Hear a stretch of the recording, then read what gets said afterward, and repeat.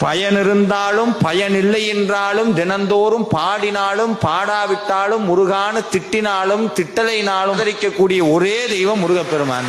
எத்தனை பேர் நீ காலையில திட்டிட்டு வந்திருப்பீங்க முருகனை, உனக்கு தினமும் பூஜை பண்ணி என்ன பண்ண, இந்த மாதிரி எத்தனை பூஜைக்கு போயிட்ட, நீ என்ன பாக்குறிய, முருகா உன்னை பாடுறதுக்கு உன்னை பூஜை பண்றதுக்கு எனக்கு தகுதி இருக்கான்னு தெரியல.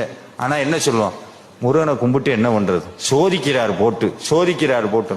ஆனா நீங்க எவ்வளவு திட்டுனாலும் சரி, எவ்வளவு தூரம் அவரை நீங்க கிண்டல் பண்ணாலும் சரி, ஏன் ஒரு கட்டத்துல போய் முருகனே இல்லைனாலும் சரி, ஆனா நீங்க போகும்போது ஓரமா பார்த்து சிரிச்சுக்கிட்டு நீதானே பா, எனக்கு தெரியாதா உன்னை பத்தி, இப்படிதான் திட்டுவ, நாளைக்கு திருப்பி என்கிட்ட தானே வருவோம் முருகான்னு ஒரே ஒரு உண்மையை தெரிஞ்சுக்க சாமி உங்ககிட்ட ஒரு விஷயத்த சொல்வார்.